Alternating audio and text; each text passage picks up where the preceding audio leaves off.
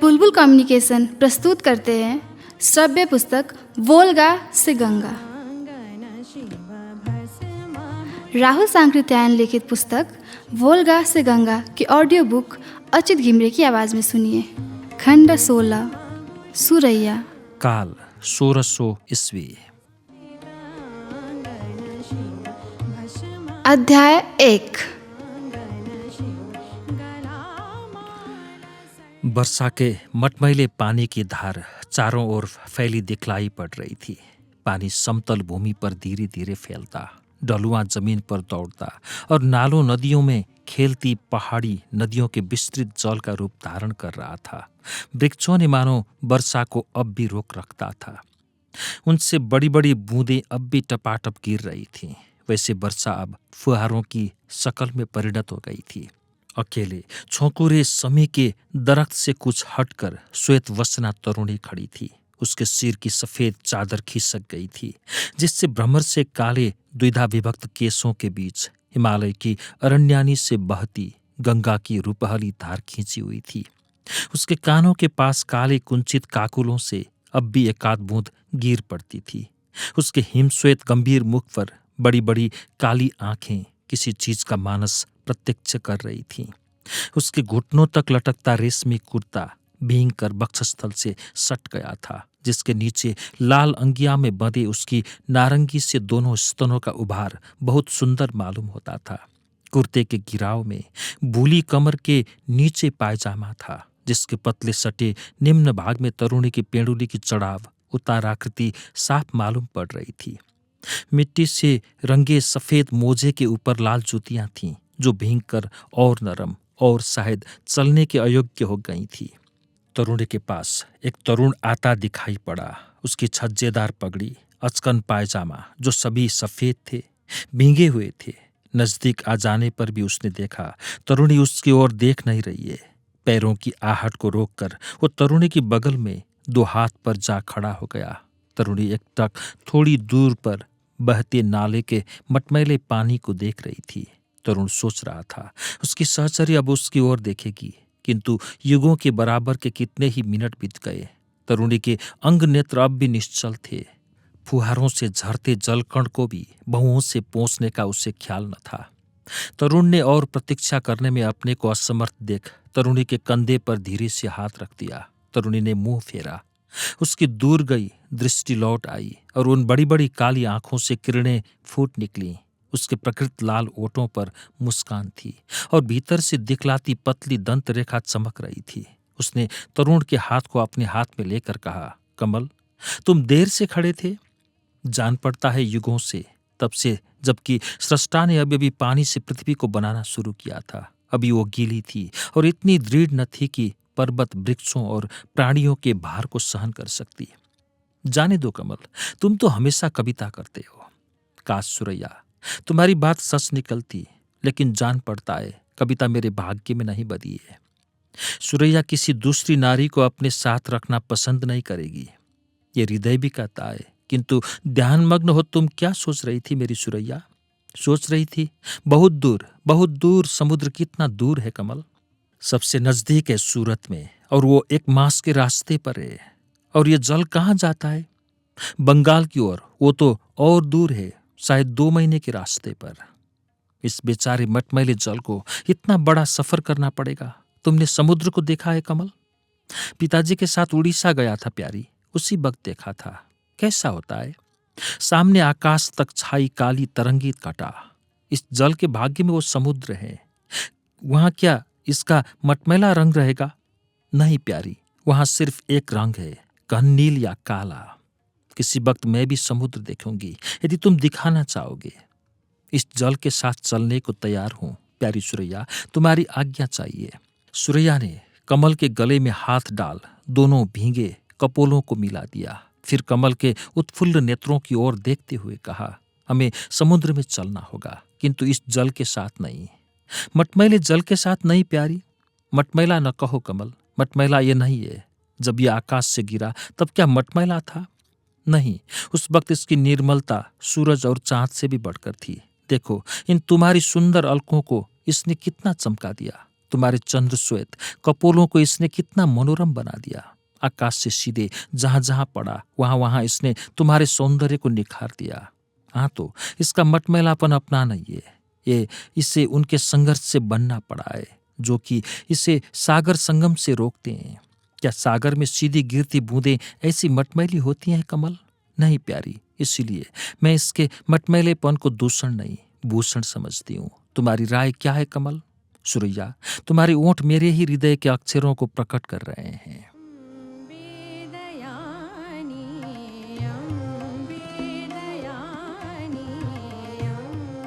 अध्याय 2।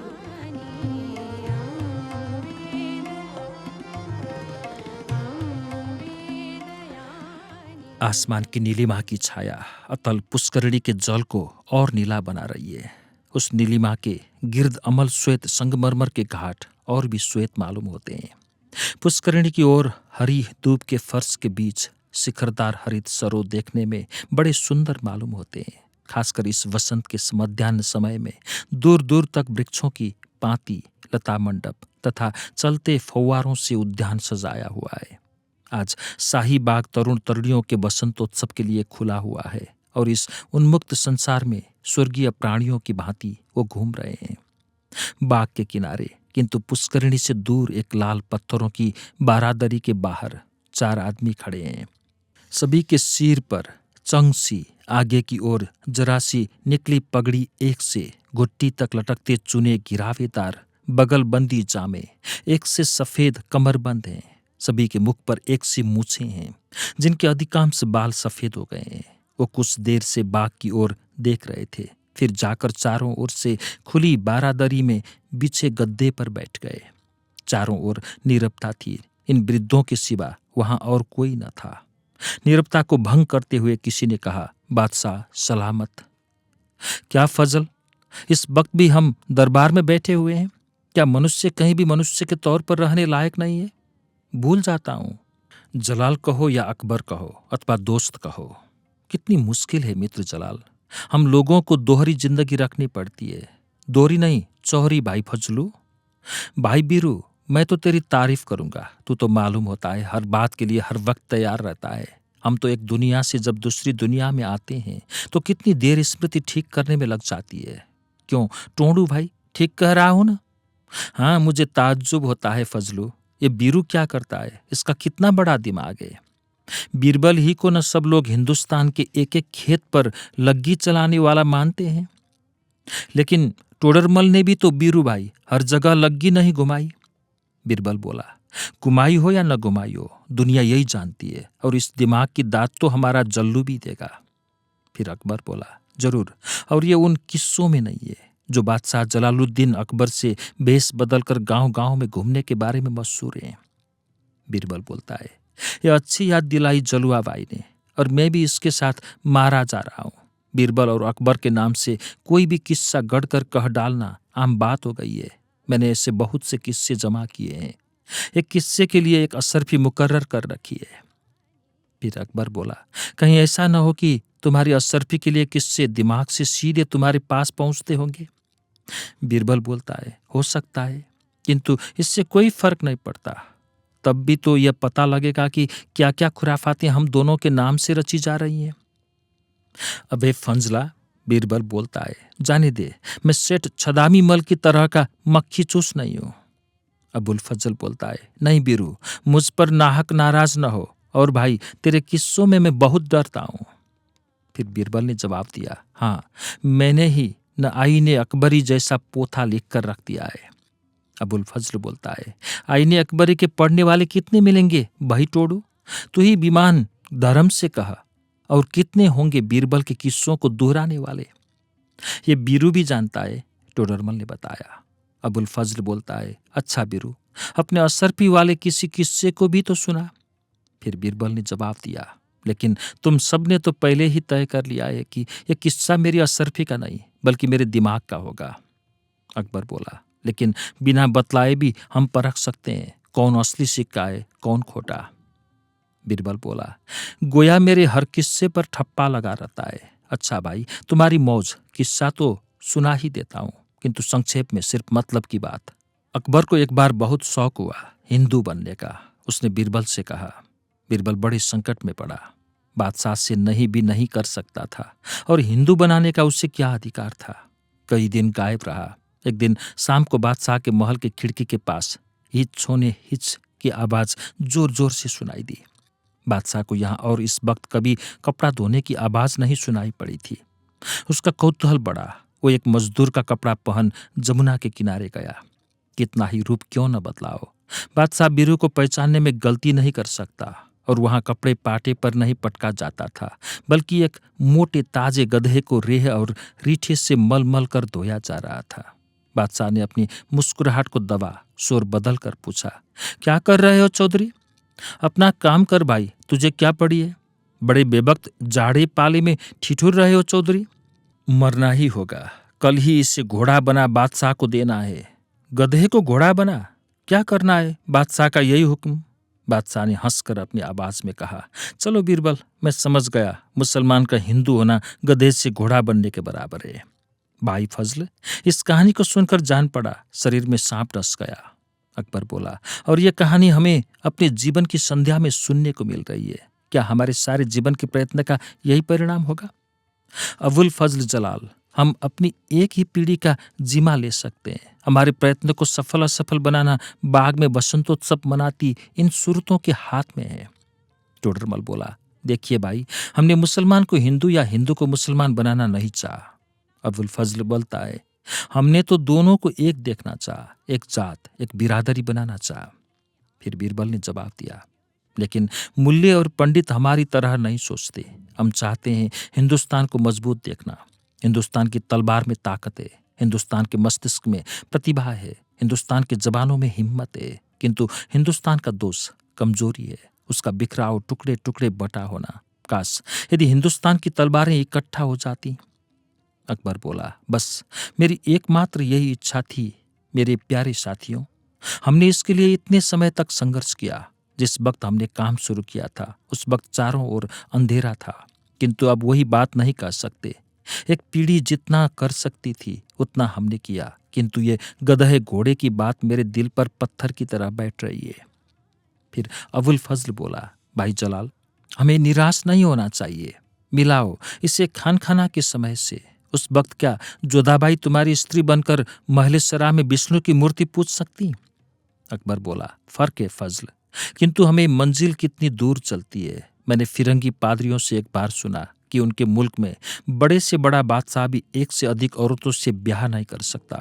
मुझे वो रिवाज कितना पसंद आया। इसे टोडर, तुमने उस वक्त मेरी बातों में सुना होगा। यदि वो कहीं मैं कर सकता, किंतु बादशाह बुराइयों के करने की जितनी स्वतंत्रता रखते हैं उतनी भलाइयों की नहीं। यह कैसी विडंबना है। यदि हो सकता तो मैं रनिवास में सलीम की मां को छोड़ किसी को न रखता। आज यदि सलीम के लिए भी ऐसा कर पाया होता। बीरबल ने जवाब दिया, प्रेम तो जलाल सिर्फ एक से ही हो सकता है। जब मैं हंसों के मनोहर जोड़ों को देखता हूँ मुझे मालूम होता है कि उनका जीवन कितना सुंदर है। वो जिस तरह आनंद के साथी होते हैं उसी तरह विपदा के भी साथी। अकबर ने जवाब दिया, मेरी आंखों में एक बार आंसू निकल आए थे भाई बीरू। मैं शेर के शिकार में गया था गुजरात में। हाथी पर चढ़कर तुफंग पत्नीते वाली बंदूक से शेर को मारना कोई बहादुरी नहीं है, इसे मैं मानता हूं। तुम्हारे पास शेर जैसे पंजे और जबड़े नहीं है। तुम भी ढाल तलवार लेकर उसके बराबर हो सकते हो, किंतु इससे ज्यादा रखना वीरता के खिलाफ है। मैंने शेर को तुफंग से मारा, गोली उसके सिर में लगी, शेर कूदकर वहीं गिर गया। उसी वक्त मैंने देखा झाड़ी में से छलांग मारती शेरनी ने एक बार मेरी ओर घृणा की दृष्टि से देखा, फिर मेरी तरफ पीट कर उस शेर के गालों को चाटने लगी। मैंने तुरंत शिकारियों को गोली रोकने का हुक्म दिया और हाथी वहां से लौटा आया। उस वक्त मेरे मन पर ऐसी चोट लगी थी कि यदि शेरनी मुझ पर हमला भी करती तो मैं हाथ न छोड़ता। मैं कितने ही दिनों तक गमड़ीन रहा। उस वक्त मैंने समझा, यदि शेर की भी 1500 शेरनियां होती तो क्या वो उस वक्त शेर के गाल को इस प्रकार चाटती? अब्बल फजल ने बोला, हमारे देश को कहाँ तक चलना है और हमारी गति कितनी मंद रही है। फिर हमें यह भी मालूम नहीं कि जब चलने के लिए हमारे पैर नहीं रहेंगे तो कोई हमारे भार को वहन करने वाला होगा भी। अकबर बोला, मैंने चाहा तलवार चलाने वाली दोनों हिंदू मुस्लिम जातियों के खून का समागम हो, इसी समागम की ओर ध्यान कर मैंने प्रयाग की त्रिवेणी पर किला बनाया। गंगा यमुना की धाराओं का वो संगम जिसने मेरे दिल में एक विराट संगम का विचार पैदा किया। लेकिन देखता हूँ कि उसमें कितना कम कामयाब रहा। वस्तुतः जो बात पीढ़ियों के प्रयत्न से हो सकती है उसे एक पीढ़ी नहीं कर सकती। किंतु मुझे इसका सदा अभिमान रहेगा कि जैसे साथी मुझे मिले वैसे साथी बहुत कम के भाग्य में बंधे होंगे। मैं देखना चाहता था घर घर में अकबर और जोधाबाई, मेहरुन्निसा और कौन जिससे मैं पा नहीं सका। टोडरमल बोला, हिंदू इसमें ज्यादा नालायक साबित हुए। फिर बीरबल बोला, और अब गधे को धोकर घोड़ा बनाने की कथा घट रहे हैं। लेकिन यदि हिंदू मुसलमानों में इतना फर्क है तो घोड़ा गधा कैसे हो जाता है? क्या हजारों हिंदू मुसलमान हुए नहीं देखे जाते? अकबर बोला, मेरी आंखें तरसती ही रह गई कि हिंदू तरुण भी मुसलमान तरुणियों से ब्याह करे बिना अपने नाम और धर्म को छोड़े। अबुल फजल बोला, यहाँ मैं एक खुशखबरी सुनाऊं भाई जलाल। मेरी सुरैया ने वो काम किया जो हम नहीं कर सके। सब उत्सुक हो अबुल फजल की ओर देखने लगे। तुम लोग उत्सुक हो आगे सुनने को, जरा सा मुझे बाहर हो आने दो, कहा अबुल फजल ने बाहर कटघरे के किनारे खड़ा होकर देखा, फिर आकर कहा, सुनाना नहीं दिखाना अच्छा होगा, मेरे साथ चलो। सब उसी कटघरे के पास पहुंचे। अबुल फजल ने हरे अशोक के नीचे पत्थर की चौकी पर बैठी दो तरुण मूर्तियों की ओर अंगुली करके कहा, वो देखो मेरी सुरैया। टोडरमल बोला, और मेरा कमल, दुनिया हमारे लिए अंधेर नहीं है भाई फजल, कहा टोडरमल ने अबुल फजल को दोनों हाथों में बांध गले लगा लिया। दोनों मिलकर जब अलग हुए तो देखा चारों की आंखें गीली हैं। अकबर ने मौन को भंग करते हुए कहा, मैंने तरुणों का ये वसंतोत्सव कितने वर्षों से कराया, किंतु असली वसंतोत्सव आज इतने दिनों के बाद हुआ। मेरा दिल कहता है बुलाकर उन दोनों की पेशानी को चूमूं। कितना अच्छा होता यदि वो जानते कि हम उनके इस गंगा यमुना संगम को हृदय से पसंद करते हैं। अबुल फजल बोलता है, सुरैया को ये मालूम नहीं है कि उसके माँ बाप इस प्रणय को कितनी खुशी की बात समझते हैं। फिर टोडरमल बोला, कमल को भी नहीं मालूम, मगर तुम बड़े खुशकिस्मत हो फजल, जो कि सुरैया की माँ भी तुम्हारे साथ है।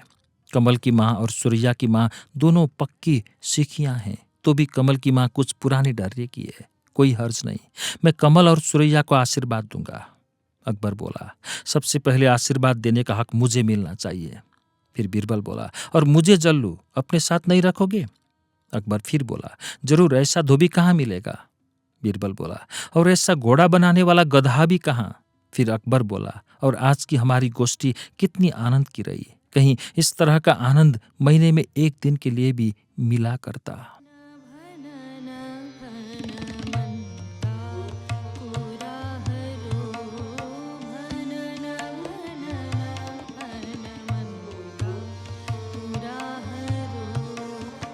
अध्याय 3।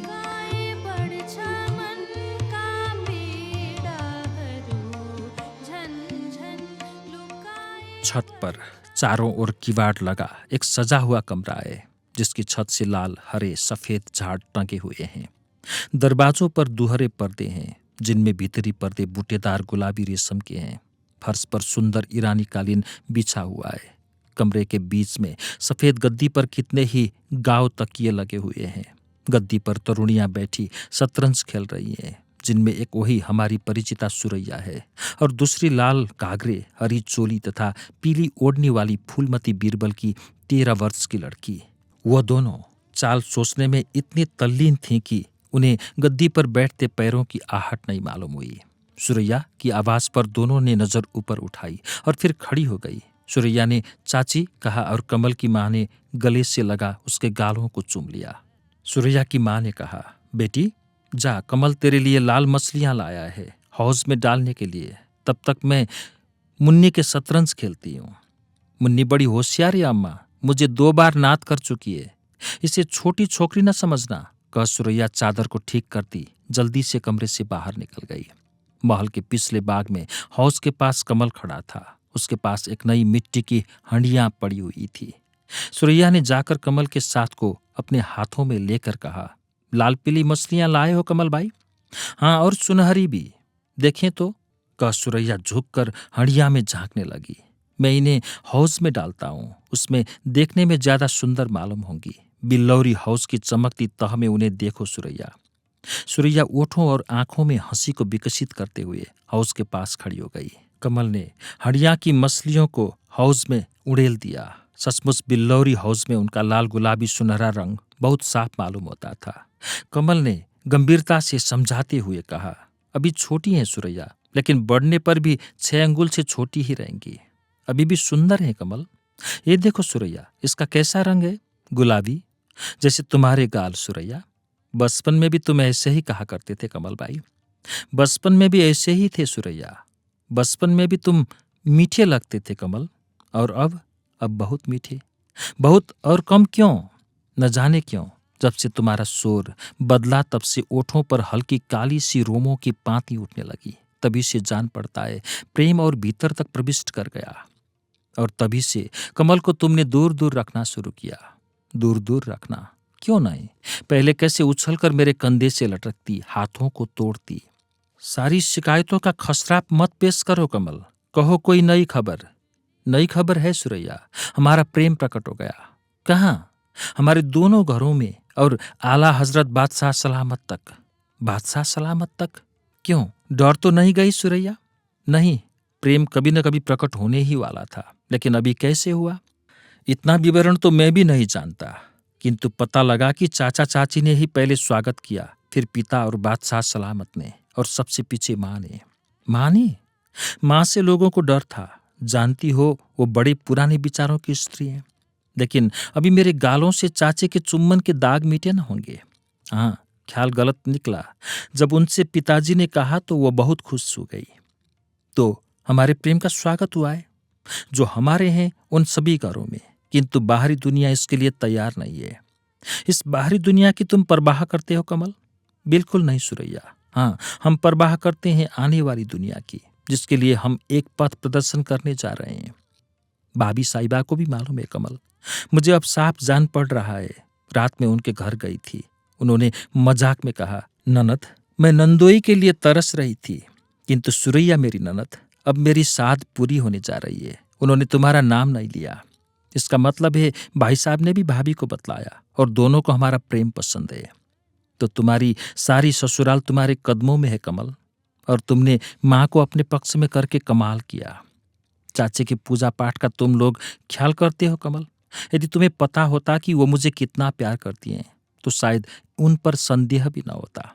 इसीलिए उन पर चलाने के लिए पिताजी ने अंतिम हथियार तुम्ही को रखा था। किंतु उस हथियार के पहले ही किला फतेह हो गया। अब हम लोगों का ब्याह होने जा रहा है। कहाँ? न पंडित के पास, न मुल्ला के पास, हमारे अपने पैगंबर के पास, जो हिंद में नई त्रिवेणी का नया दुर्ग निर्माण कर रहा है, जो गढ़े गढ़ियों, नदी नालों को निर्मल समुद्र बनाना चाहता है। परसों एतबार को सुरैया, परसों कहते कहते सुरैया की आंखों में नरगिस में शबनम की तरह आंसू भर आए। कमल ने उसके अनुसरण कर उसकी आंखों को चूम लिया।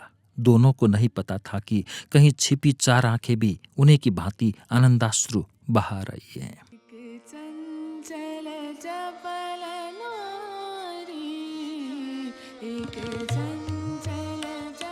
अध्याय 4।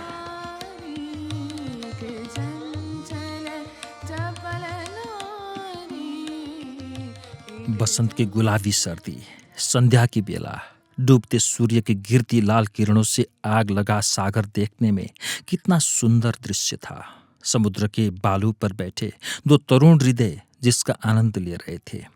ललाई के चरम सीमा पर पहुंच जाने पर एक ने कहा, सागर हमारा इष्ट देव कितना सुंदर है। हम सागर की संतानें हैं। अब इसमें कुछ संदेह रहा प्रिय? नहीं मेरे कमल, जैसे कमल, हमने क्या कभी ख्याल भी किया था सागर ने अपने गर्भ में ऐसे स्वर्गलोक को छिपा रखा है? पूर्ण न हो, किंतु वेनिस को आदमियों ने स्वर्ग बनाया है प्रिय, इसमें संदेह नहीं। मैं साधुनी पर विश्वास नहीं करती थी जब वो कहती थी हमारे देश में कुल बधुएं, कुल कन्याएं ऐसे ही स्वच्छंद अवगुंठन रहित घूमती हैं जैसे पुरुष। और आज इस स्वर्ग में रहते हमें 2 साल हो गए। मिलाओ प्रिय वेनिस को दिल्ली से। क्या हम कभी विश्वास करते सुरैया, यदि कोई कहता कि बिना राजा के भी फ्लोरेंस जैसा समृद्ध राज्य चल सकता है और वेनिस जैसी नगरों की रानी हो सकती है? क्या सुरैया, दिल्ली में हम इस तरह स्वच्छंद विहार कर सकते हैं? बुरके के बिना पालकी के भीतर मूंद मात कर जाना पड़ता प्रिय कमल, और यहाँ हमें हाथ में हाथ मिलाए चलते देखकर कोई नजर भी उठाकर नहीं देखता। किंतु गुजरात में हमने देखा था अनावृत मुखी कुलांगनाओं को, सुना था दक्षिण में भी पर्दा नहीं होता। इससे जान पड़ता है किसी समय हिंद की ललनाएं भी परदेश से मुक्त थीं। क्या हमारा देश फिर वैसा हो सकेगा कमल? हमारे पिताओं ने तो अपने जीवन भर कोशिश की। यह छोटा सा फ्लोरेंस देश, जिसे 3 दिन में आर पार किया जा सकता है, जरा देखो इसकी ओर सुरैया। यहाँ के लोग कितने अभिमान के साथ सिर उन्नत किए चलते हैं। यह किसी के सामने सिजदा कुर्निश करना जानते ही नहीं। राजा का नाम सुनकर थूकते हैं। इनके लिए राजा शैतान या आग उगलने वाला नाग है। लेकिन कमल, क्या इसमें कुछ सत्यता नहीं है? फ्लोरेंस के किसानों से तुलना करो हिंद के किसानों की। क्या यहाँ वो नांगे सूखे हाड़ कहीं दिखलाई पड़ते हैं? नहीं प्रिय, और इसीलिए कि यहाँ शान शौकत पर करोड़ों खर्च नहीं करना पड़ता। वेनिस में धन कुबेर हैं और कितने ही हमारे जगत सेठों को मात करते हैं। हमारे जगत सेठ लाख पर लाख झंडियां गाड़ने वाले। मैं सोचा करता था, ये चहबच्चे के रुपए और असरफियां अंधेरे में पड़ी पड़ी क्या करती हैं? इन्हें हवा खाना चाहिए, एक हाथ से दूसरे हाथ में जाना चाहिए। इनके बिना मिठाई अपनी जगह पड़ी पड़ी सूखती है, फल अपनी जगह सड़ते हैं, कपड़ों को गोदामों में कीड़े खाते हैं, और इन्हें गाड़ कर हमारे सेठ लाल झंडियां गाड़ते हैं। लोग देखकर कहते हैं 100 झंडियां हैं, सेठ करोड़ मील हैं। सूर्य की लाली कब की खत्म हो गई थी। अब चारों ओर अंधेरा छाया हुआ था। समुद्र की लहरों के किनारे के पत्थरों पर से टकराने की आवाज लगातार आ रही थी। तरुण तरुणी अभी भी बालू पर से उठना नहीं चाहते थे। उस सागर को सचमुच अपना प्रिय संबंधी समझते थे। यद्यपि उन्हें स्वयं स्थल के रास्ते सफर करना पड़ा था, किंतु उन्हें मालूम था कि उनके सामने के समुद्र का छोर हिंद से लगा हुआ है। इसीलिए उनके मन में कभी कभी ख्याल आता था, क्या इस पार से उस पार को मिलाया नहीं जा सकता? कितने ही रात गए, दोनों लौट रहे थे। उस अंधियारी रात और अपने हृदय की अवस्था देखकर सुरैया ने कहा, हमारे बादशाह ने अपने राज्य में शांति स्थापित करने के लिए भारी प्रयत्न किया और उसमें उन्हें बहुत कुछ सफलता भी प्राप्त हुई। किंतु क्या वहां अंधेरी रात में हम इस प्रकार निशंक घूम सकते? ये क्यों? यहाँ सब खुशहाल हैं। किसानों के खेत अंगूर, सेब, गेहूं पैदा करते हैं। हमारे भी खेत सोना बरसाते हैं। तो सोने के लूटने वाले हमारे यहाँ ज्यादा हैं सुरैया। और कमल, देखते हो यहाँ किसी के घर में जाने पर कैसे बेतकल्लुफी से गिलास और बोतल मेज पर आ जाती है। हिंद में पिताजी इसीलिए बदनाम थे कि वो बादशाह के साथ पानी पी लेते थे, और मुझे मेरी दाइयाँ सिखलाया करती थीं कि राजपुतनियाँ बड़ी नज़्ज़ होती हैं, उनके घर में सुअर पकता है। काश कि वहाँ के अंधे यहाँ आकर देखते। इस दुनिया में छोटी बड़ी जात नहीं, इस दुनिया में खाने पीने की छूत छात नहीं। फ्लोरेंस एक है, कभी हिंद भी इस तरह एक होगा कमल। ये तभी होगा जब हम सागर की शरण लेंगे, सागर विजय प्राप्त करेंगे। सागर विजय? वेनिस सागर विजयिनी नगरी है सुरैया। वेनिस की ये नहरों की सड़कें, ये ऊंचे ऊंचे प्रासाद उसी सागर विजय के प्रासाद हैं। आज वेनिस सागर विजय में अकेले नहीं है, उसके कितने ही और भी प्रतिद्वंदी हैं। किंतु मुझे ये साफ मालूम होता है, अब सागर विजयियों का ही संसार पर शासन होगा। मैं अपने को सौभाग्यवान समझता हूँ जो मेरे हृदय में इसकी ओर प्रेरणा हुई। तुम क्या क्या किताबों लिए रात रात पढ़ते रहते हो प्रिय, और पुस्तकें यहाँ कितनी सुलभ हैं। हमारे यहाँ भी शीशा है प्रिय, हमारे यहाँ भी कागज है, हमारे यहाँ भी कुशल लोहार मिस्त्री है, किंतु हम अभी तक पुस्तकें छापना नहीं जानते। यदि छापाखाना हमारे यहाँ खुल जाए तो ज्ञान कितना सुलभ हो जाए। और ये जो पुस्तक मैं पढ़ रहा हूँ, हफ्तों मल्लाहों के साथ गायब रहता हूँ, इसने मुझे निश्चय करा दिया कि सागर विजयी देश विश्व विजयी होकर रहेगा। इन फिरंगियों को हमारे देश वाले नहाने धोने की बेपरवाही के कारण गंदे जंगली कहते हैं, किंतु इनकी जिज्ञासा को देखकर मन प्रशंसा किए बिना नहीं रहता। इन्होंने भूगोल के किस्से नहीं गढ़े, बल्कि जाकर हर जगह की जानकारी प्राप्त की। इनके नक्शे में मैंने तुम्हें दिखाए थे सुरैया। सागर मुझे कितना अच्छा लगता है कमल। अच्छा ही नहीं सुरैया, सागर ही के हाथों में देशों का जीवन होगा। तुमने देखा इन लकड़ी के जहाजों पर लगी तोपों को, ये चलते फिरते किले हैं। मंगोलों को उन घोड़ों ने जिताया था, और बारूद ने भी। अब दुनिया में जिसके पास वे युद्धपोत होंगे वो जीतेगा। इसीलिए मैंने इस विद्या को सीखना तय किया सुरैया। कमल और सूर्या की इच्छा पूरी नहीं हुई। वो भारत के लिए रवाना हुए, किंतु वो समुद्री डाकुओं का युग था। सूरत पहुंचने से 2 दिन पहले उनके जहाज पर समुद्री डाकुओं ने हमला किया। अपने दूसरे साथियों के साथ मिलकर कमल ने भी अपनी तोपों और बंदूकों को डाकुओं के ऊपर भिड़ा दिया, किंतु डाकू संख्या में अधिक थे। कमल का जहाज तोप के गोले से जर्जर हो जल निमग्न होने लगा। सुरैया उसके पास थी और उसके मुस्कुराते ओठों पर अंतिम शब्द थे, सागर विजय।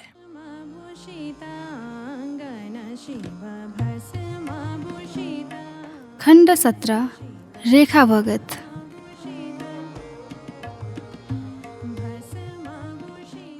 काल 1800 ईस्वी।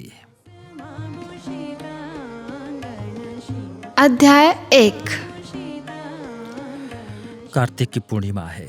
गंडक नारायणी स्नान और हरिहरनाथ के दर्शन की भीड़ है। दूर दूर से ग्रामीण नर नारी बड़े यत्न से बचाए पैसे और सत्तू चावल लेकर हरिहर क्षेत्र पहुंचे हैं। बगीचे में उस वक्त कुछ बैल घोड़ों हाथियों को बंधा देखकर किसे उम्मीद हो सकती थी कि यही आगे बढ़कर संसार का सबसे बड़ा मेला बन जाएगा। गाड़े के अंगोछे में नमकीन सत्तू को हरी मिर्च और मूली के साथ बड़े स्वाद के साथ खाकर रेखा भगत और उनके 4 साथी एक आम के पेड़ के नीचे कंबल पर बैठे हुए हैं। रेखा की भैंस बिक गई है और अब भी वो अपनी टेंट में उन 20 रुपयों को जब जब देख लिया करता था। मेले के लिए मशहूर था कि जादू से रुपये निकाल लेने वाले चोर आजकल बहुत आए हुए हैं। रेखा का हाथ फिर एक बार टेंट पर गया और इत्मीनान के साथ उसने बात शुरू की। हमारी तो भैंस बिक गई। 3 महीने से बोलू भाई, खूब खिला पिला कर तैयार किया था। 20 रुपये वैसे भैंस के लिए कम दाम नहीं है, किंतु आजकल लक्ष्मी आंख से देखते देखते उड़ जाती हैं। बोला उड़ जाती हैं और रुपये पैसे का चारों ओर निठाला है रेखा भाई। इस कंपनी के राज्य में कोई चीज में बरकत नहीं। हम मिट्टी खोदते खोदते मर जाते हैं और एक शाम भी बाल बच्चों को पेट भर खाने को नहीं मिलता। रेखा बोला, अभी तक तो हम हाकिम की नजर बेगार अमला फैला की गुसरी सुत में ही तबाह थे, किंतु कम से कम खेत तो हमारा था। मौला बोला, 7 पुश्त से जंगल काटकर हमने खेत आबाद किया था। शोभरन बोला, बबलू भाई, बगिया का खेत है ना, वहां भारी जंगल था। हमारे मुरिस घिवावन बाबा को वहीं बाग उठा ले गया, तभी से उस जगह का नाम बगिया पड़ा। जान दे दे कर हमने खेत आबाद किया था। इसी बीच पतली चीते की सफेद पगड़ी को नंगे काले बदन पर संभालते भोला पंडित की ओर देखकर रेखा ने कहा, भोला पंडित, तुम सतयुग तक की बात जानते हो, ऐसा तो गाढ़ प्रजा पर कभी नहीं पड़ा होगा। मौला बोला, खेत हमने बनाया, जोतते बोते हम हैं पंडित, और अब हमारे गांव के मालिक हैं रामपुर की मुंशी जी। फिर भोला पंडित बोला, अधर्म है अधर्म रेखा भगत। कंपनी ने तो रावण और कंस के जुल्म को मात कर दिया। पुराने धर्मशास्त्र में लिखा है, राजा किसान से दशांश कर ले। फिर मौला बोला, और पंडित, मुझे तो अचरज है, ये रामपुर के मुंशी को हमारा मालिक जमींदार क्यों बना दिया। भोला पंडित बोला, सब उल्टा है मौलू। पहले प्रजा के ऊपर एक राजा था, किसान बस एक राजा को जानता था। वो दूर अपनी राजधानी में रहता था, उसे सिर्फ दशांश से मतलब था, सो भी जब फसल हुई तब। किंतु अब फसल हो चाहे न हो, जमींदार को अपना हाड़ चाम बेचकर, बेटी बहन बेचकर मालगुजारी चुकानी होगी। फिर रेखा बोला, और मालगुजारी का भी पता नहीं पंडित, साले साल बढ़ती जाती है। कोई नहीं पूछने वाला है कि क्यों ऐसा अंधेर खाता है। मुंशी सदा सुखलाल पटवारी आए थे हरिहर क्षेत्र स्नान करने और सस्ता होने पर एक गाय खरीदने, किंतु अब के साल की महंगाई को देखकर उनकी टांग थर्रा गई। उनके बदन पर एक मैली कुचैली मिर्जई और सिर पर टोपी थी। कानों पर सरकंडे की कलम अब भी टंगी थी। जान पड़ता था यहाँ भी उन्हें सियाहा लिखना है। मशरक के जमींदार के पटवारी होने से वो सोच रहे थे कि इस बातचीत में भाग लें या न लें, किंतु जब गांव की राजनीति छिड़ गई हो, उस वक्त कान मुंह रखने वाले आदमी के लिए चुप रहना मुश्किल हो जाता है। दूसरे दयालपुर उनके मालिक का गांव भी था, इसलिए भी दयालपुर के किसानों की बातचीत में हिस्सा लेने में उन्हें कोई हर्ज नहीं मालूम हुआ। मुंशी जी ने कलम को अंगुली में दबाकर घुमाते हुए कहा, पंडित, किसी पूछने वाले की बात करते हो, कौन पूछेगा। वहां तो अपनी अपनी लूट है, पर संपत्ति की लूट है। लूट सके सो लूट। कोई राजा नहीं है। नाजिम साहब के दरबार में मेरी मौसेरी बहन का दामाद रहता है। उसको बहुत भेद मालूम है। कोई राजा नहीं, 100-200 फिरंगी डाकुओं ने जमात बांध लिए। इसी जमात को कंपनी कहते हैं। फिर रेखा बोला, मुंशी जी ठीक कहते हो। कंपनी बहादुर सुनते सुनते हम समझते थे कंपनी कोई राजा होगा, लेकिन असली बात आज मालूम हुई। मौला बोला, तभी तो जिधर देखो उधर लूट मची है। कोई न्याय अन्याय की खबर लेने वाला है क्या? रामपुर के मुंशी जी की 7 पीढ़ी का भी दयालपुर से कोई वास्ता था? सोबरन बोला, मुझे तो समझ ही में नहीं आता मोलू भाई, ये रामपुर का मुंशी कैसे हमारे गांव का मालिक बन गया? दिल्ली के बादशाह से कंपनी ने लोहा लिया। फिर मुंशी बोला, दिल्ली नहीं, सोबरन राउत। मकसूदाबाद ने नवाब से लोहा लिया। दिल्ली के तख्त से मकसूदाबाद ने हमारे मुल्क को छीन लिया था सोबरन राउत। फिर सोबरन बोला, हम लोगों को इतना याद नहीं रहता मुंशी जी, हम तो दिल्ली ही जानते थे। अच्छा, मकसूदाबाद के हाथ में भी जब राज आया तब भी तो एक ही राजा था ना। हमसे जो जुटता बनता मालगुजारी चुकाते थे, लेकिन अब इसको 2-2 राजा कहेंगे कि क्या कहेंगे? रेखा बोला, सोबरन भाई, 2-2 राज हुए ही कि एक कंपनी का राज, दूसरे रामपुर के मुंशी जी का राज। चक्की के एक पाट में पिसने में कुछ बचने की भी आशा रखती है। बोला पंडित, लेकिन 2-2 पाट में पढ़कर बचना नहीं हो सकता, और हमें इस आंखों से देख रहे हैं। मुंशी जी तुम ही बतलाओ, हम लोग तो गंवार मूर्ख अनाड़ी हैं, तुम ही हमारे से ज्ञान हो या? बोला पंडित। मुंशी बोला, रेखा भगत कहते तुम ठीक हो। जमींदार चक्की का दूसरा पाट है, और वो राजा से किस बात में कम है? फिर रेखा बोला, कम काहे को बढ़कर है मुंशी जी। गांव की पंचायत को अब कोई पूछता है? रवाज है, हम लोग 5 पंच चुनकर रख देते हैं, लेकिन वो किसी काम में हाथ लगाने पाते हैं? सब जमींदार और उसके अमला फैसला करते हैं। झगड़ा हो तो हाथ मुद्दई मुद्दा लेह दोनों ओर से डांट जुर्माना लेते हैं। 15 वर्ष भी तो नहीं बीता, सोबरन राउत कभी मर्द औरत के झगड़े में भैंस नीलाम होते देखा था? सोबरन बोला, अरे उस वक्त तो सब कुछ पंचायत के हाथ में था। गांव के पंच किसी घर को उजड़ने नहीं देते, वो खून तक में सुलह सराकत करा देते थे रेखा भगत। और बात खांड नहीं देख रहे हो? मालूम होता है उनका कोई गर गुस्सैया नहीं है जो पंचायती चलती रहती। तो क्या कभी ऐसा होता? रेखा बोला, नहीं होता सोबरन राउत। अपने बाल बच्चे के मुंह में जाव कौन लगाता?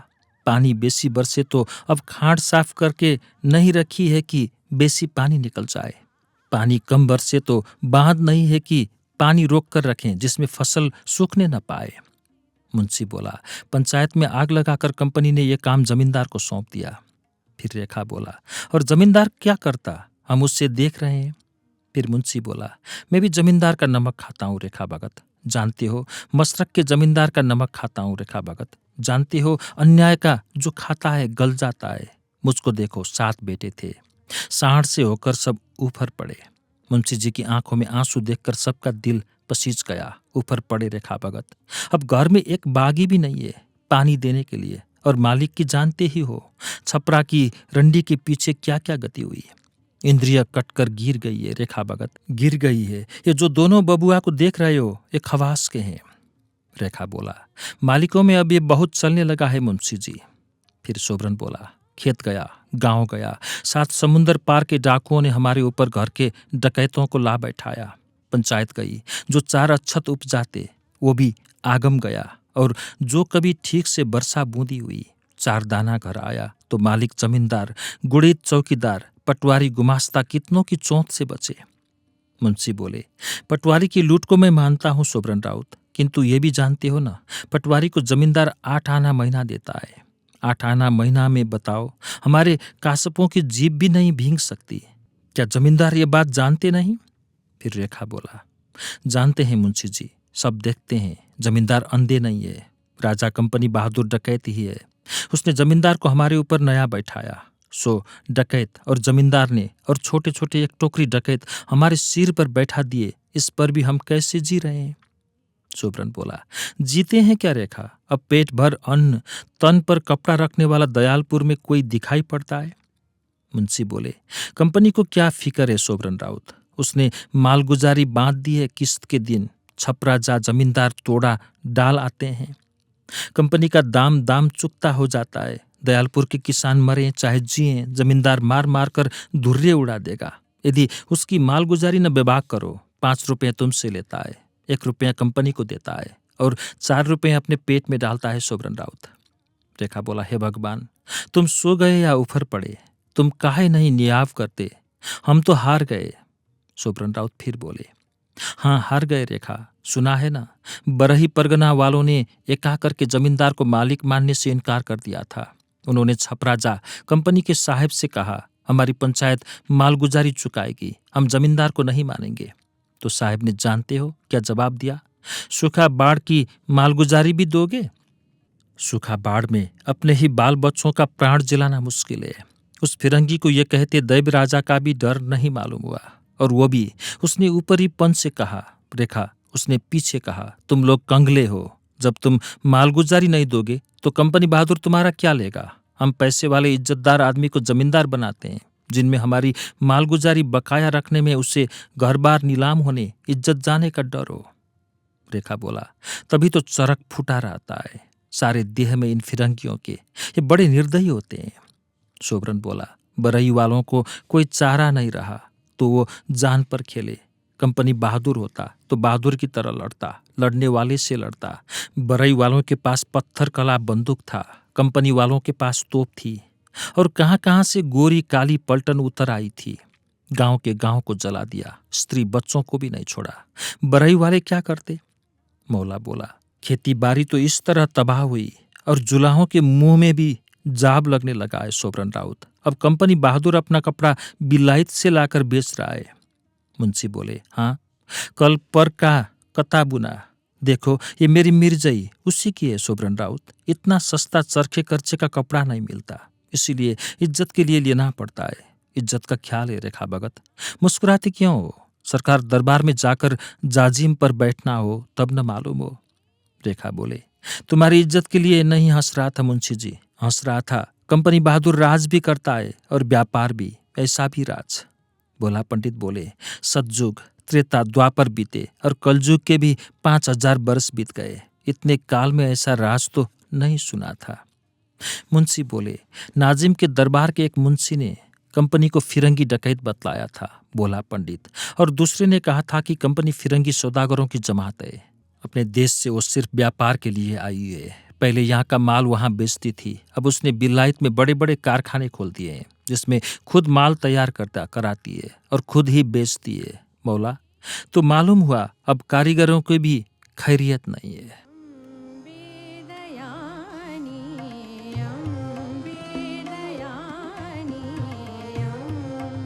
अध्याय 2।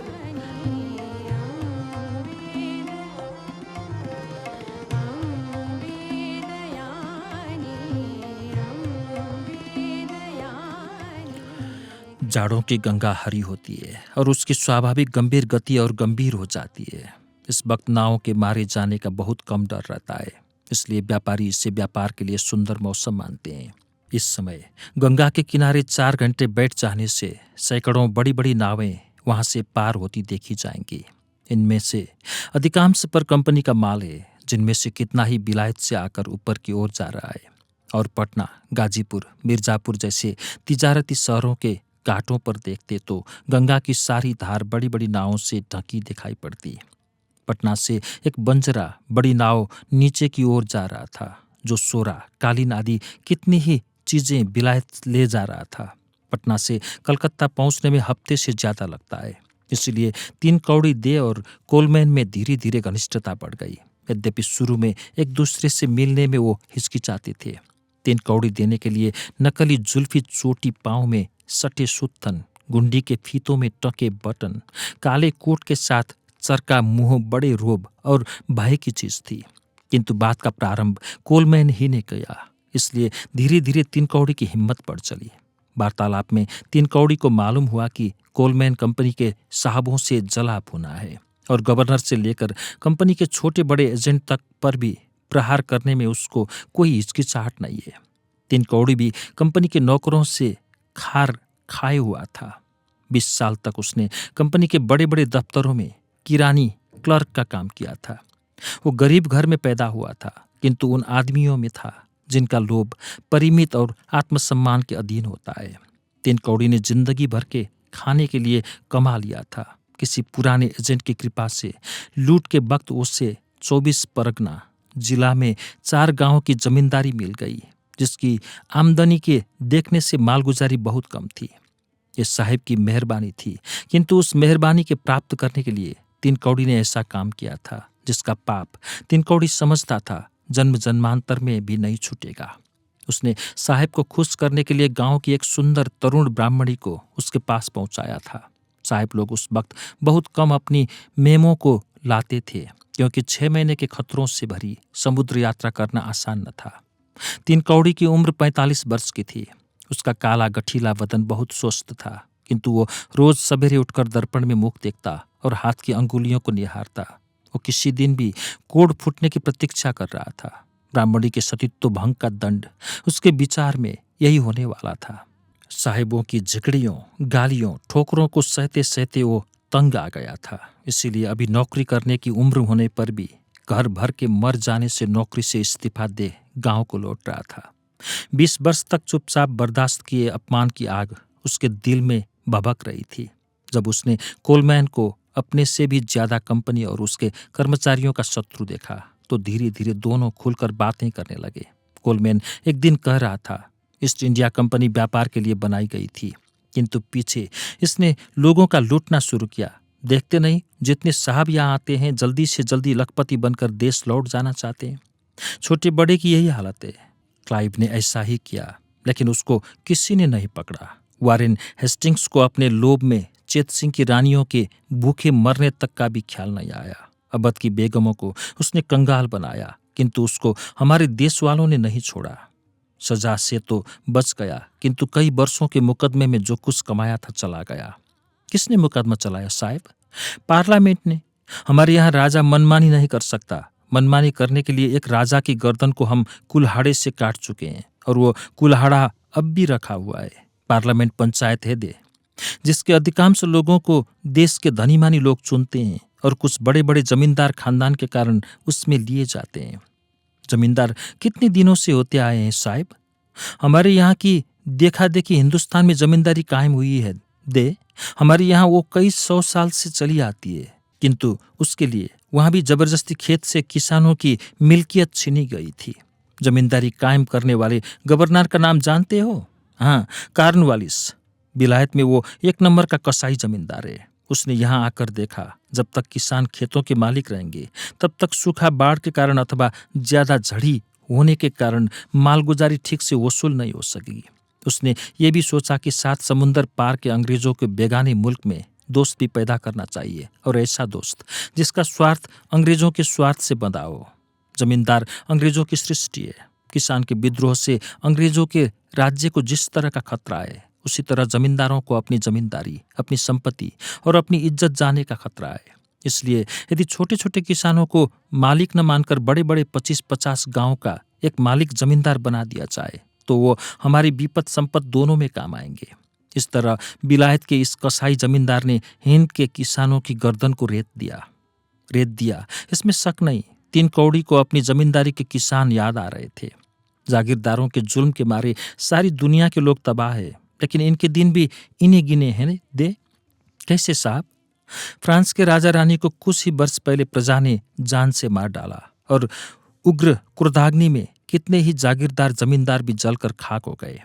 जमींदारी प्रथा उठ दी गई।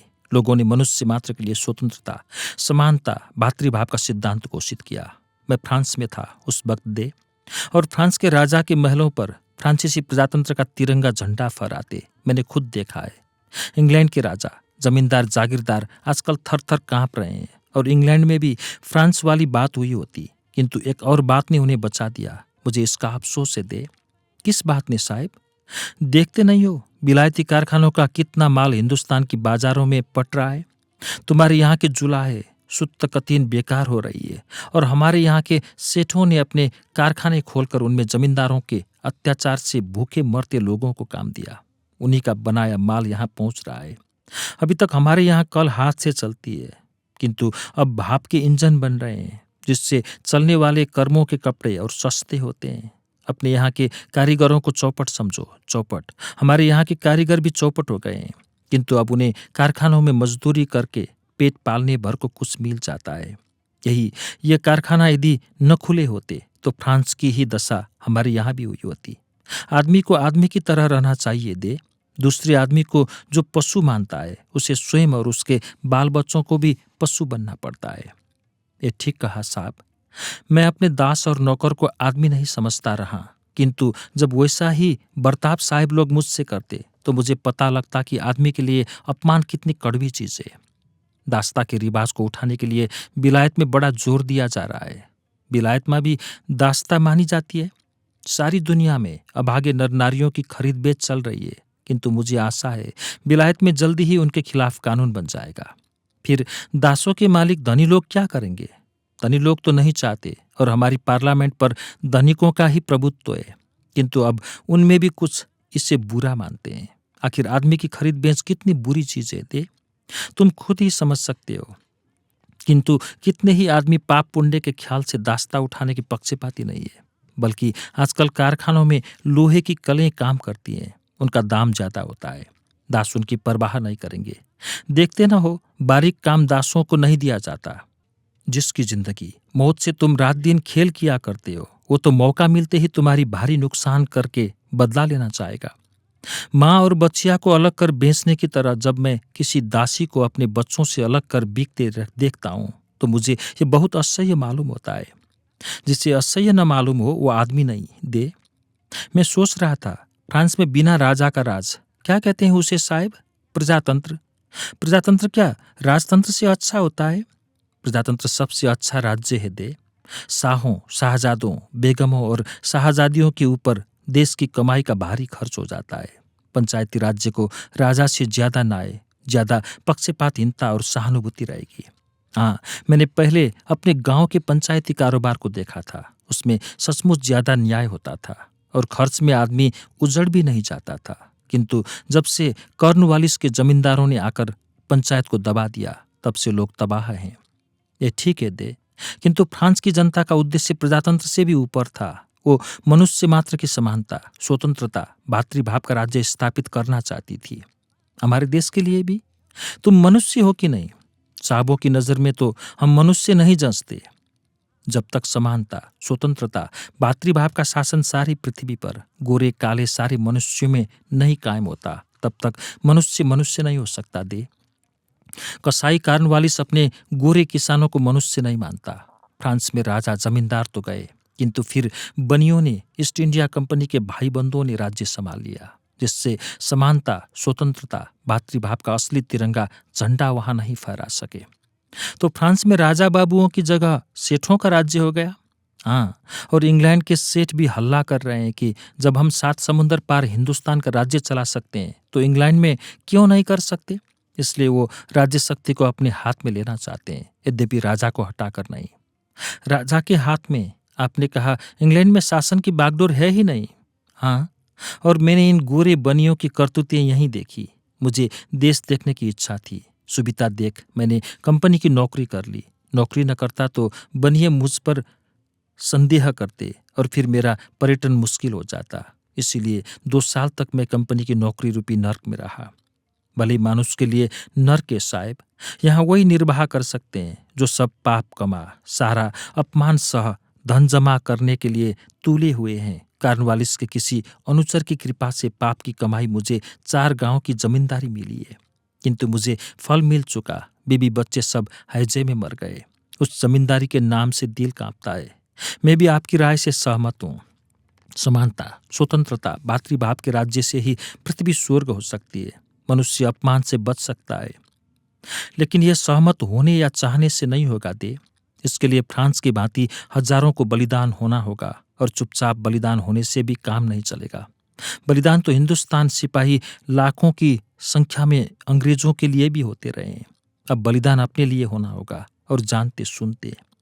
जानते सुनते, जानते सुनते का मतलब है हिंदुस्तानियों को दुनिया का ज्ञान होना चाहिए। साइंस मनुष्य के हाथ में भारी शक्ति दे रहा है।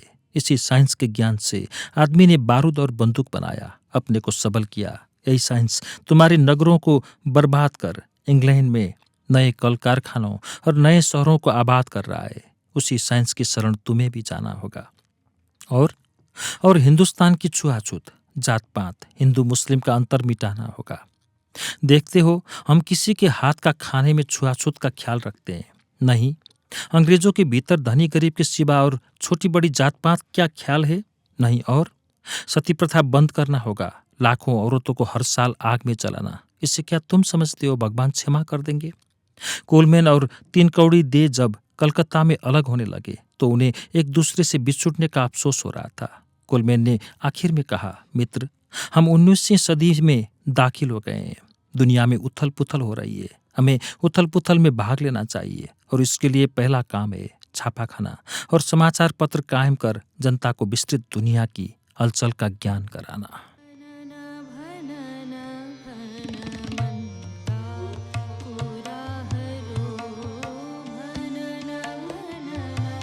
अध्याय 3।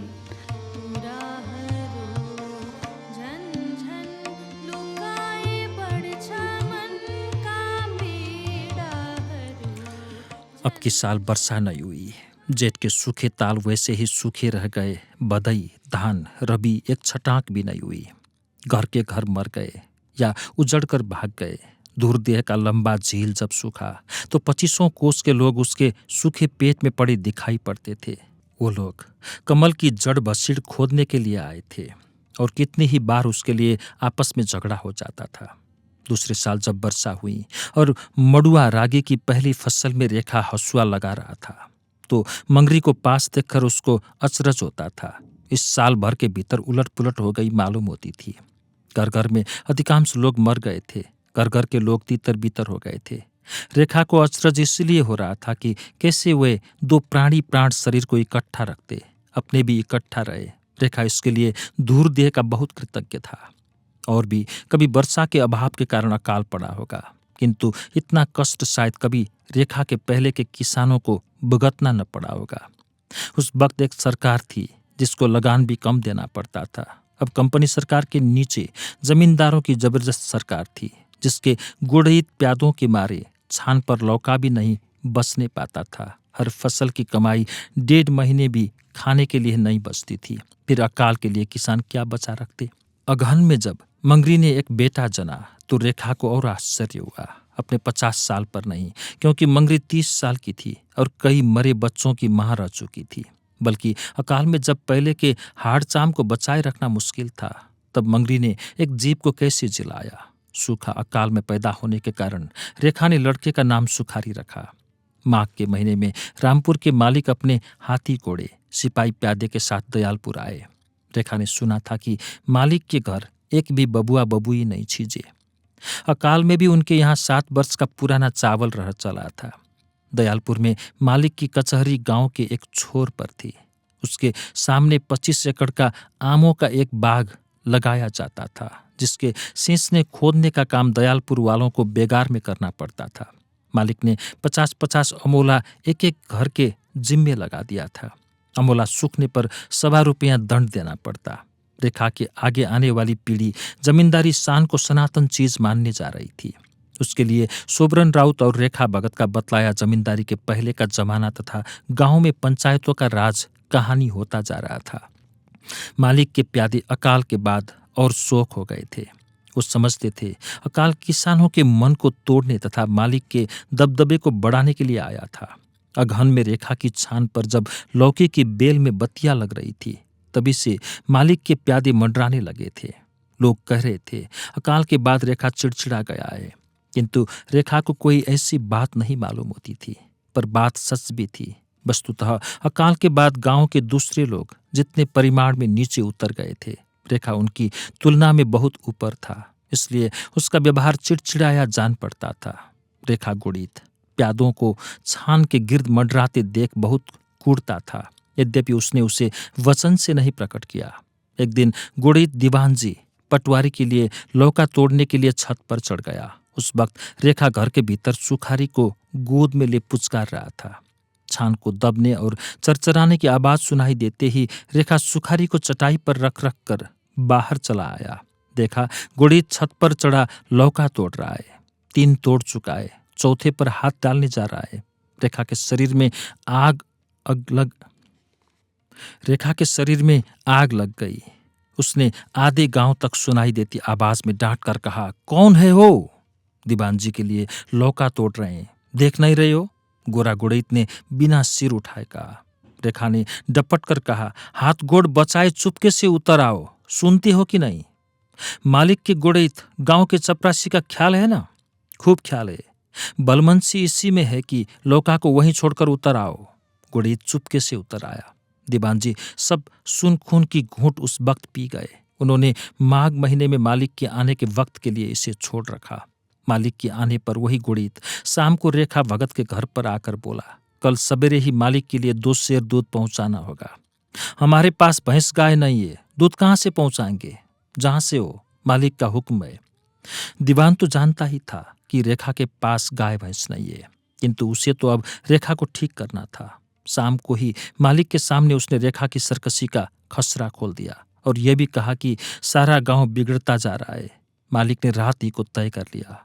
सवेरे रेखा का दूध नहीं आया। प्यादा के जाने पर रेखा ने गाय भैंसी के न होने की बात कही।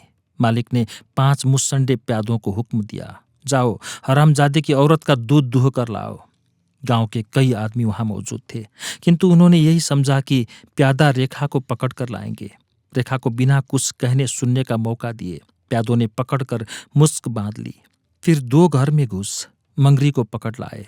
बेबस रेखा खून भरी आंखों से देख रहा था, जबकि उन्होंने चिल्लाती हुई मंगरी के स्तन को पकड़कर गिलास में सचमुच कई धार दूध की मारी। प्यादे रेखा को वैसे ही बंधे छोड़ चले गए। मंगरी शर्म के मारे वहीं मुंह छिपाए बैठी रही। रेखा ने भूली हुई जबान को कुछ देर में पाकर कहा, मंगरी मत लजा, आज हमारे गांव की पंचायत जिंदा रही होती तो बादशाह भी ऐसा नहीं कर सकता था, किंतु इस बेइज्जती का मजा चखाऊंगा। यदि असल अहीर के बूंद का हुआ तो दीवान और रामपुर के मुंशी के कुल में कोई रोने वाला भी नहीं रहेगा। अपमान का न्याय यही मेरे हाथ करेंगे मंगरी, आ मेरे हाथों को छुड़ा। मंगरी ने सावन भादों बनी आंखों के साथ ही रेखा की मुस्कों को खोल दिया। उसने भीतर जा सुखारी को गोद में लेकर उसके मुंह को चूमा। फिर मंगरी से कहा, इस घर से जो निकालना हो निकाल कर तुरंत नहर चली जा, मैं इस घर में आग लगा रहा हूं। मंगरी रेखा की आवाज पहचानती थी। उसने बच्चे और 2-3 कपड़ों को लिया, फिर रेखा के पैरों पर पड़ गई। रेखा ने स्वर को अत्यंत कोमल करके कहा, तेरी इज्जत नहीं, गांव भर की इज्जत का बदला लेना होगा। जा और सुखारी को बतलाना कि उसका बाप कैसा था। देर न कर, मैं चला बोरची से आग निकालने। मंगरी दूर जा तब तक घर को देखती रही, जब तक कि उसकी छान से ज्वाला नहीं निकलने लगी। लोग गांव के छोर पर अव्यवस्थित रेखा के घर की ओर दौड़े और रेखा नंगी तलवार लिए जमींदार की कचहरी की ओर। काल को देख प्यादे गुड़ैत भाग चले। रेखा ने मालिक और दीवान को मारते वक्त कहा, तुम्हारे पीछे रोने वाला नहीं छोड़ूंगा पापियों। रेखा ने अपने वचन को सच किया और प्रतिज्ञा से और भी बड़े पैमाने पर कसाई कार्नवालिस ने कितने ही रेखा पैदा किए। अभी आप सुन रहे थे राहुल सांकृत्यायन द्वारा लिखित पुस्तक वोल्गा से गंगा की ऑडियो बुक अचित घिमिरे की आवाज़ में। काठमांडू नेपाल में तैयार हुआ ये हिंदी ऑडियो बुक आपको कैसी लगी ज़रूर कमेंट कीजिएगा। हिंदी भाषा में अचित घिमिरे की और दूसरी ऑडियो बुक सुनने के लिए यूट्यूब चैनल प्रीत किरीत सब्सक्राइब कीजिएगा। बुलबुल कम्युनिकेशन।